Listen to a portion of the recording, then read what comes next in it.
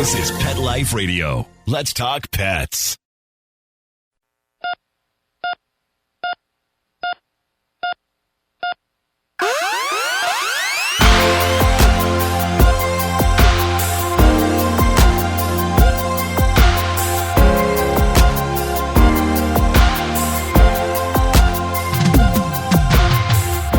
Welcome to ER Vet on Pet Life Radio. I'm your host, Dr. Justine Lee. Thanks for joining us today. Really excited to be talking to Jim Nelson with Tripawds today. We'll be right back after these messages.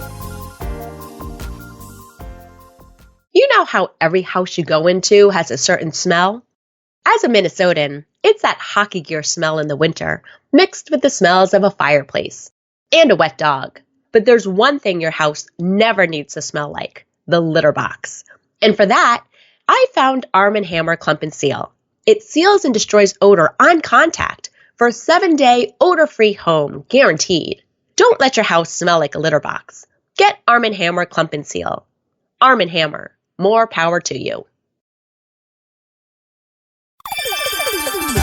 Let's Talk Pets on PetLifeRadio.com.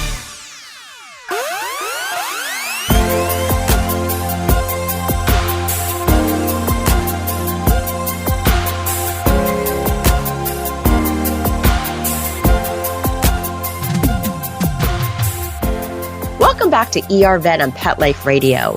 Today, really excited to be speaking with Jim. Jim, thank you so much for joining us today. Oh, thank you for having me. So I just wanted to, first of all, since our audience doesn't know who you are, can you give us a little bit of background about who you are and how you started Tripawds? Sure.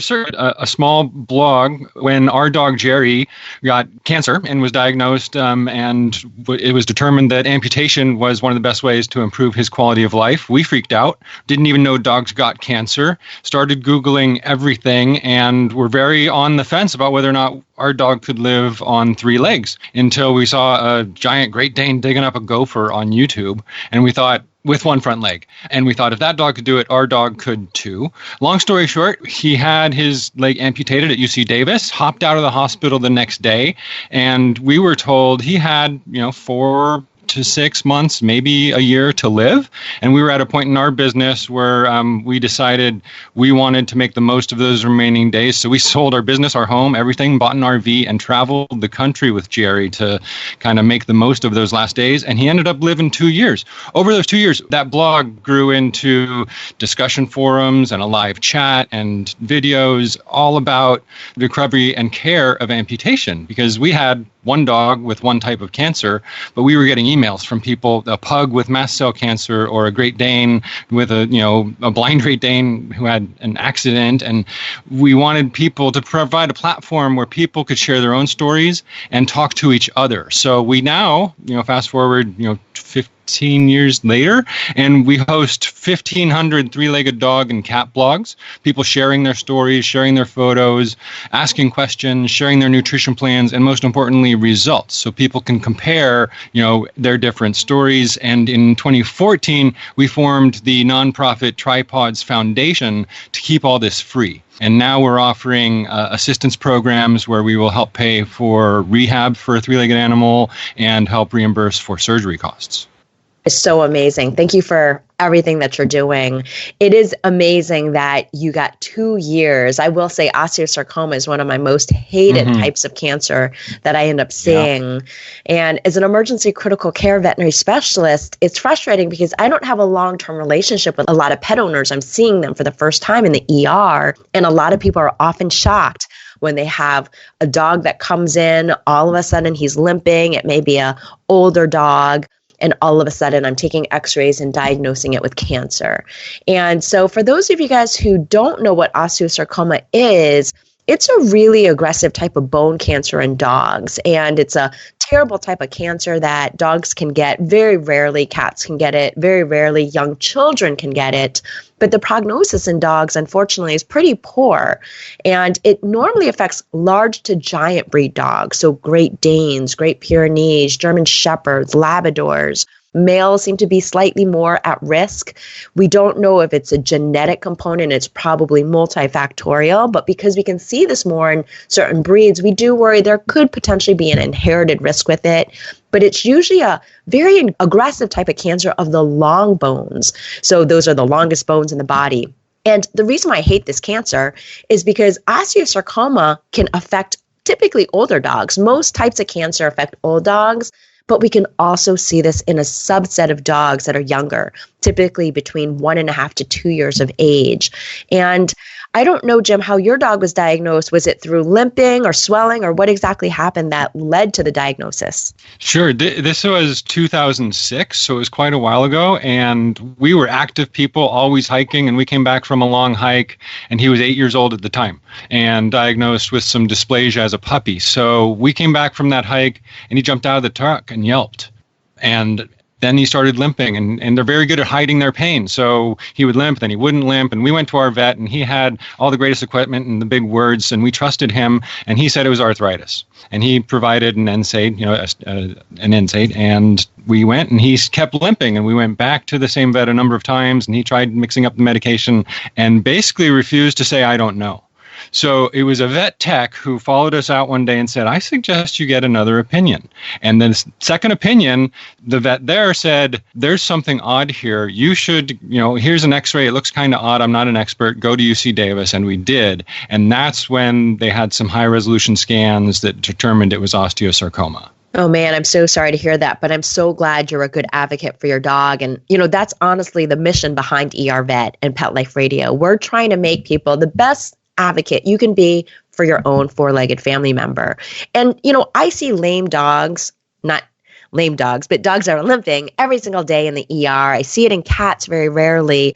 And, sometimes dogs do get soft tissue injury from tweaking their leg when they're out jumping to catch a Frisbee. And a lot of times I do treat it with what Jim's dog was treated with, a non-steroidal anti-inflammatory. But as your dog gets older, or if the limping doesn't go away in 5 to 7 days, then we really recommend sedation for x-rays, because the x-rays are going to help rule out if something's going on. So a lot of times I'll see those clinical signs of limping, swelling, sudden pain, and that sometimes can be from a sudden fracture of the bone. Now, x-rays are really, really helpful.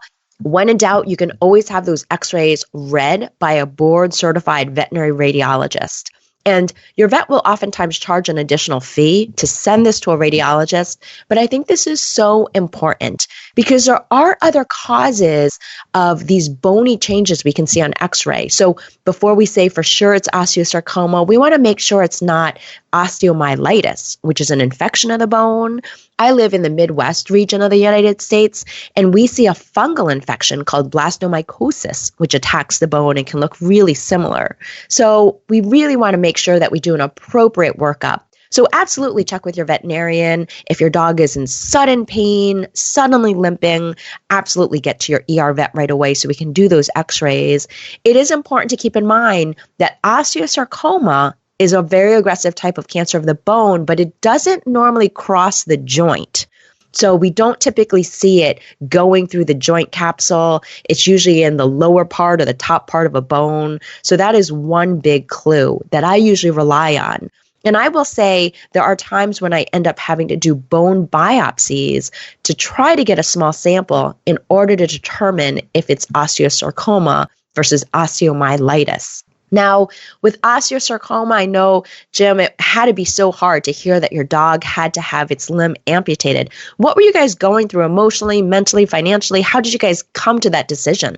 We almost didn't go through with it. We were literally waiting in the hotel room, and at UC Davis, they did an MRI to have some real proof about what this thing was and how big it was, and if it was operable to remove it. It was up in the scapula, so again, it's away from the joints. It was up in the shoulder, and that's when we saw that video on YouTube and decided he was under for the MRI, and the vet said, "Okay, he's under. We can do this amputation now, or you can try and reschedule and come back at a later date." And we understood the urgency.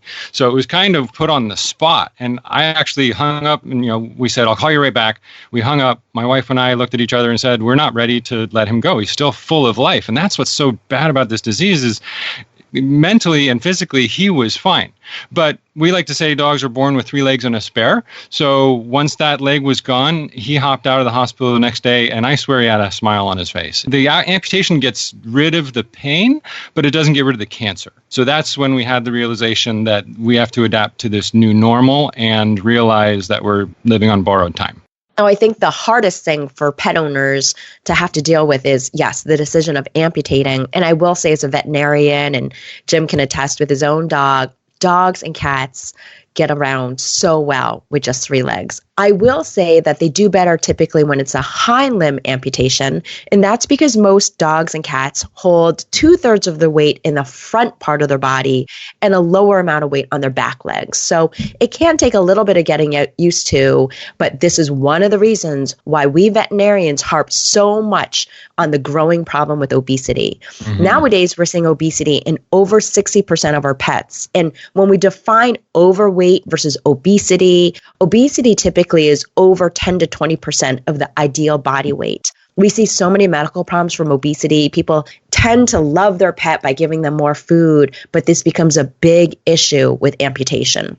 If your dog or cat is really obese, honestly, it's going to be a lot harder to be a tripod because they're going to shift that weight around. So when in doubt, we've done long-term studies in research that have shown dogs live longer when they're skinnier. So let's help them in the future by reducing the risks of some of these problems, problems with osteoarthritis, problems with diabetes, problems with pancreatitis.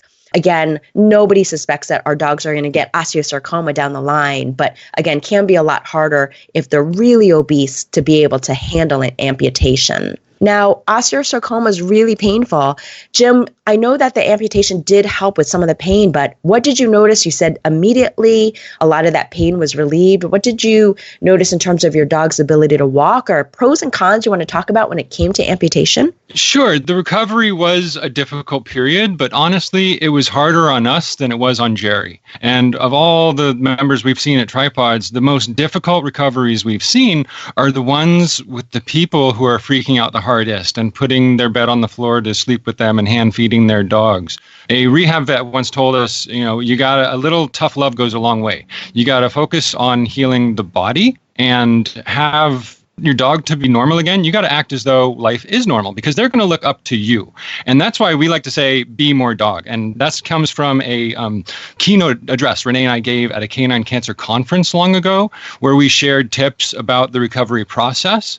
But your dog wakes up and adapts quickly. The vast majority of them recover quickly and adapt well, but it's the people who need the help. That's why Tripawds exists.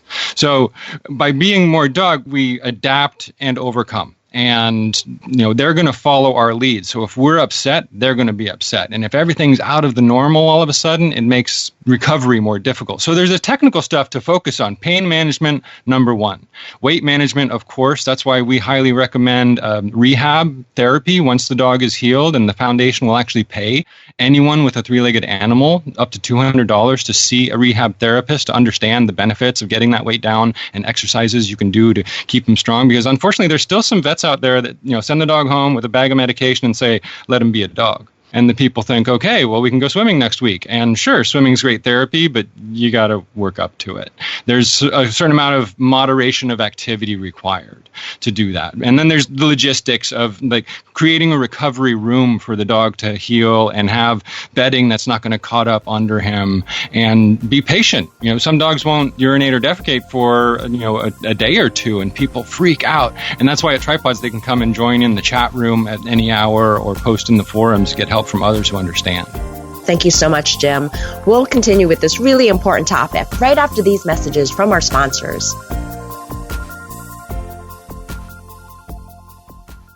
I have 2 dogs, Sam and Bailey. Both are golden retrievers. Poor Sam, he was a mess. Always itching. His paws were soaking wet all day from just constant licking. He had bald spots on his back. I just don't like putting shots and steroids into your dog all the time. DINOVITE.com. DynoVite is nutrition. Probably 2 weeks after he started DynoVite, I started seeing great improvements, and today 99% of his issues are non-existent. It's amazing stuff. Since Bailey has been 12 weeks old, he's been a Dynovite dog, and he has 0 issues today. He won't eat his food without Dynovite. When I get out the Dynovite, my dogs actually salivate, like I'm getting them a treat. They drool over it. Dynovite is the best thing you can do for your dog. You won't believe how happy your dog will be. I get my Dynovite from DINOVITE.com.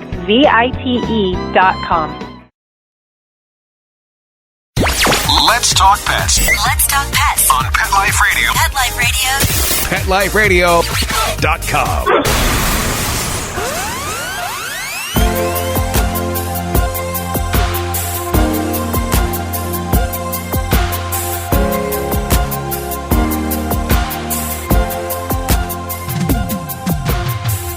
Welcome back to ER Vet on Pet Life Radio. Really excited to be talking about amputation. Now, I know it sounds like a hard topic, but we're excited to be talking with Jim Nelson, who has the website. You definitely have to check this out, BeMoreDog.net. And this is based on a book that he and his wife Renee wrote, Be More Dog, of what their dog went through and what they went through when Jerry lost a leg to cancer. Again, a really aggressive type of osteosarcoma. So definitely check out that website. Has great information at their blog and also has a forum where you can talk to other people. Again, I think it's so great that you guys started a foundation to help support the cause and help people with some veterinary financial aid. Now, did you guys end up doing chemotherapy or radiation therapy? When it comes to osteosarcoma, it is frustrating because we typically have to begin with amputation of the affected leg. And again, we've talked about how hard that is, but it immediately alleviates that pain. And that pain is really from micro fractures or from a big fracture of that leg. And that's from the cancer cells eating into that bone. And it sounds like Jerry did amazing with 2 years. You know, unfortunately, some dogs typically don't live that long. On average, it's about 4 to 5 months. 90% of dogs, unfortunately, do succumb to osteosarcoma within 1 year, even if surgery is done. But I am curious if you guys did chemotherapy or radiation therapy. So it's interesting you say that, because at the time, it wasn't promoted or recommended as strongly as it is in every case these days, but it was presented to us, but it was also 6 hours away, and we would have to go, pretty often, every few weeks or every other week or so at first, to get these, trips to the vet, traveling 6 hours each way. And we decided, if we were only going to have this limited time left with Jerry, we wanted to make the most of it and make sure he enjoyed it. Amazingly, he survived 6 months and we hit the road. I made a promise to him, stick around and we're going to take you on a road trip. Just stick around. And he was still very fit and healthy at that 6 months when we hit the road. And I didn't want to do the follow-up x-rays. I thought he would let us know when it was time and when he would get sick. And it was at about a year or so, he was still doing well, and we were getting a standard checkup, and a vet said, it's better to know. You should look. And I said, you know what, you're right, it is better to know. And they did scans of the chest. Metastasis, as you know, that's where it's first going to go. It's going to affect the lungs. And he discovered a few spots on the lungs. And it was like the whole thing all over again. We were living this wonderful life with our 3-legged dog, and it's like we were thrown back to the diagnosis. It's like, oh yeah, he has cancer, but he wasn't letting us know. He was acting perfectly healthy. So at that time, we went with a clinical trial for some immunity supplements as well as metronomic chemotherapy. So it was something that we could do at home on the road, the low-dose chemotherapy pill that we could give him. And we believe that and the immunity helped him survive to that 2-year mark. But I also think it was the lifestyle. I mean, he was seeing new adventures every day as we traveled around the country that first couple of years. I will say there have been a lot of developments with oncology, which is the study of cancer in veterinary medicine. And traditionally, you're right, it has typically been amputation for the treatment of osteosarcoma. There are newer studies that are coming out about the use of stereotactic radiation therapy, what we call SRT. And this is different from traditional radiation therapy, where it typically requires anesthesia, even if it's really brief, just for a few minutes, under injectable anesthesia, Monday through Friday for typically 1 month.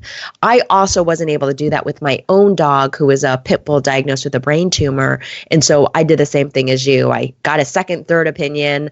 I ended up taking him to Colorado State University for stereotactic radiation therapy.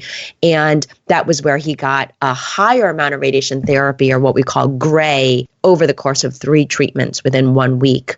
And that might not be an option for everyone. It can be very expensive. I know for stereotactic radiation therapy for my own dog 10 years ago, it was about $10,000. And so can be quite costly, but the joy for me was I got 13 months. And, Jim, I know you can attest to this. Any dog, any cat owner who's ever had a pet survive cancer, we're happy with that one extra happy day. So we'll take what we can get, right? That's for sure. All right. Now, can you tell me a little bit more about what you guys have learned from Be More Dog?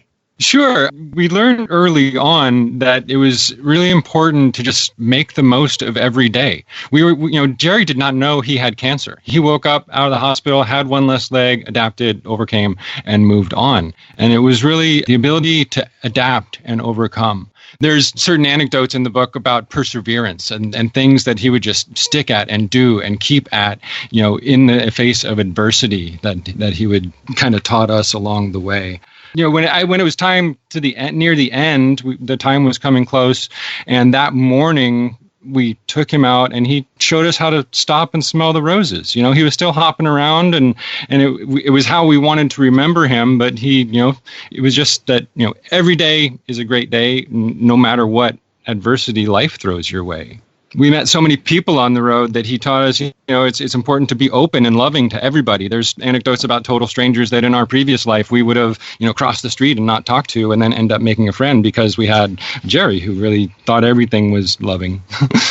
I will say, we in the shelter world often joke tripod dogs or cats often are the first to be adopted. And it always warms my heart when people go out of their way to find a special home for that pet who may have had an amputation due to trauma, maybe a bad pelvic fracture or a bad back leg fracture, or because of cancer. Now, tell us what you're doing with Tripawds. Is it just for dogs with cancer, or what other situations are you finding people actually going to Tripawds for? Well, the majority of amputation cases, are likely from some sort of cancer, most likely osteosarcoma. But we see amputations of all sorts. Many people come from a visit to the emergency room because their dog was hit by a car. We've seen bullet wounds and snake bites and dog kicks and abuse. Our own current tripod spokes dog, Wyatt, at 8 months old, he was left tethered and the chain got kind of strangulated the leg and the leg had to come off. And now he's 11 years old. But we have more than 100 three-legged cat blogs now. We're seeing a lot of cases with vaccine-associated sarcomas and or accidents from cats, or people will find a feral cat who needs an amputation, they'll take it in. So it's cats and dogs and amputations of all sorts. And you were talking about advances in oncology and that sort of thing. Those are the reasons that Renee and I, visit Davis and visit CSU and interview the leading experts in the fields about these incredible things going on and these technologies that are out there available to some people, in most cases, if they can afford it. But otherwise, there's electrochemotherapy now and intralesional chemotherapy and so many things that are going on that can really help. So people tend to go to Facebook or social media and look for help, and they get lots of likes and hugs. But at tripawds.com, they get, qualified quantitative information from the experts through the Tripod Talk Radio podcast and video interviews. And at tripawds.org, there's assistance programs that encourage rehab and help pay for amputation. I got to say, I love what you guys do. I'm the same type of pet owner where if something bad happened, people, even my veterinary colleagues thought I was crazy when JP was diagnosed with a brain tumor. I got into a car, drove 14 hours to Colorado State just to pursue other options, just to buy him some more time. And I do agree with you. We oftentimes will anthropomorphize how much we think a dog or a cat is going through. Dogs and cats, to our knowledge, don't get that phantom pain from an amputation. They are literally back to jumping and running the next day, and they handle it so well. Of course, we have them on really good pain medication, so that's really important to consider. But again, love what you guys did. Love that you purposely wanted to spend as much time at Jerry as you could, just traveling across the country and all that you've done to raise awareness. Do you mind just telling us the websites again where our pet owners can go? Sure. Thank you very much. The story about how it all began and what we learned from Jerry is at bemoredog.net, where we have ebooks and paperbacks and special gift editions. But the information, the resources, the live chat, the forums, those are all at tripawds.com. And at tripawds.org is the financial assistance. And we actually have a toll-free helpline there people can call. And we have volunteer staffing. We're not veterinarians, but we understand what people are going through. So that's tripawds.org. Wonderful. Thank you so much. And Jerry is beautiful. You can see him on the cover of the book. Again, the book is called Be More Dog, Learning to Live in the Now, Enjoying Every Day to the Fullest on the Road to Happiness. Obviously, this is for dog and cat owners, but I think all of us can attest that we really just want to enjoy life and spend every day to the fullest with two-legged and four-legged that we love. So thank you so much for all that you guys do. Thank you. I appreciate you helping us get the word out there.